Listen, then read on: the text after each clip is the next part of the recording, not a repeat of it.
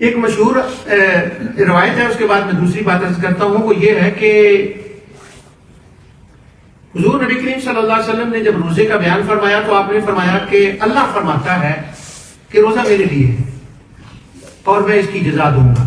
یہ حدیث آپ اس وقت سے سن رہے ہیں، میں بھی اس وقت سے سن رہا ہوں جب ہم 5 سال کے تو یعنی جب سے وہی سنبھالی ہے، یہ بچہ چھوٹا میں روزہ میرے لیے اور میں اس کی جزا دوں گا، یا بات کہتے ہیں میں اس کی خود جزا ہوں۔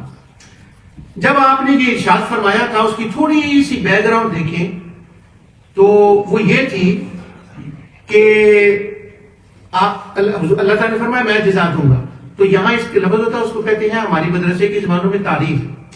اس وقت لوگ روزے رکھ رہے تھے، بعض لوگ کوئی دیوی لات کے لیے روزہ رکھ رہا تھا، کوئی منات کے لیے، کوئی چاند کے لیے، کوئی سورج کے لیے، اور وہ روزے رکھ رہے تھے اور وہ روزے فضول تھے۔ اس معنی میں فضول تھے کہ نہ تو وہ دیویاں روزہ ان کے لیے رکھا جائے اس کی مستحق تھیں، اور دوسرا روزہ رکھنے سے انہوں نے کیا دینا تھا ان کو، جسٹ وہ ایک بھوک اور پیاس تھی۔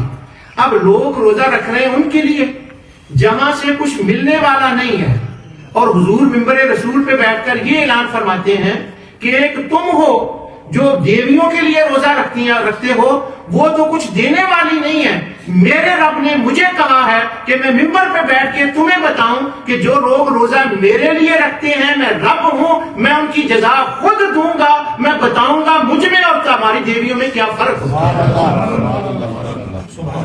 تو وہاں پر تعریض کے معنی میں حضور نبی کریم صلی اللہ علیہ وسلم نے فرمایا۔ آج جو ہمارے بچوں کو پڑھایا جاتا ہے، یہ نہیں میں کہتا غلط پڑھایا جاتا ہے، کریٹیسائز نہیں میں کر رہا، پرائمری سے ہمارے بچوں کو پڑھایا جاتا ہے یہ باتیں، اور سیکنڈری جو کنٹریز ہیں، ڈنمارک ہے، ناروے ہے، وہ جن کی تھوڑی تھوڑی آبادیاں، ان کے ایگزامپل دیے جاتے ہیں، ہمارے سلیبس میں ہوتے ہیں۔ میں یہ نہیں کہتا وہ غلط کرتے ہیں، وہ کہتے ہیں کیا ہے، اب سنیں، روزہ میرے لیے رکھتے ہیں۔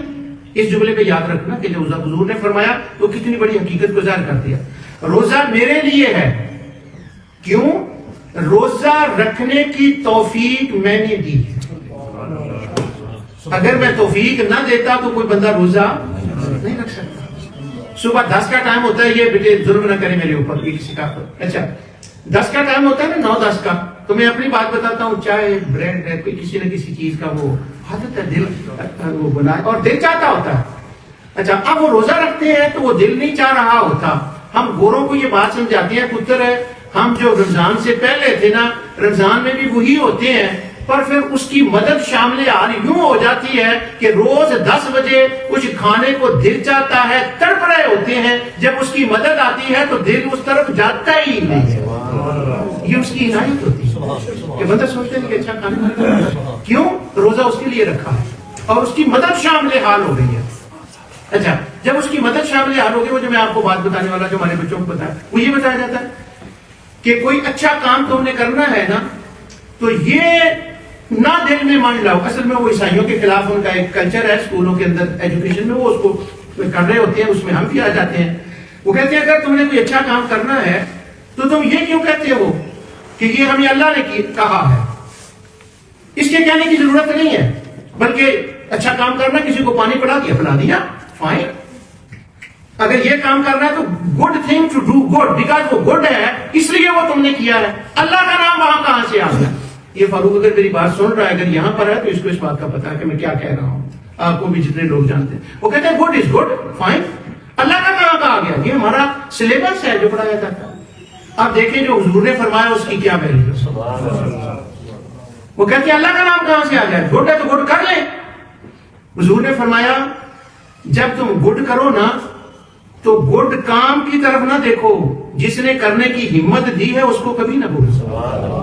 تو روزہ جب رکھتے ہیں وہ تو وہ میرے لیے ہے، موٹیویشن کیا ہے، اس کی نیت کیا ہے، کس کے لیے ہے تم کر رہے ہو؟ تو جب وہ نیت کرو گے، اس کی طرف دھیان دے جاؤ گا تو پھر یہاں بھی اجر ہوگا، وہاں بھی اجر ہوگا۔ اصل میں وہ جو ڈنمارک کو میں ان کا ویسے ہی نام لے رہا ہوں، تو کوئی بھی کہے، انہوں نے اسٹیبلش کیا اس کے اوپر، کوئی بھی کہے جب ہم کہتے ہیں نا روزہ اللہ کے لیے، تو اصل میں اس کا مطلب ہوتا ہے اس کی توفیق سے، اگر اس نے توفیق نہ دی ہوتی تو ہم کون ہوتے اتنا بڑا روزہ یہ برداشت کرنے والے، ہم میں یہ ہمت ہی نہ آتی اگر وہ ہمیں عطا نہ فرمائے۔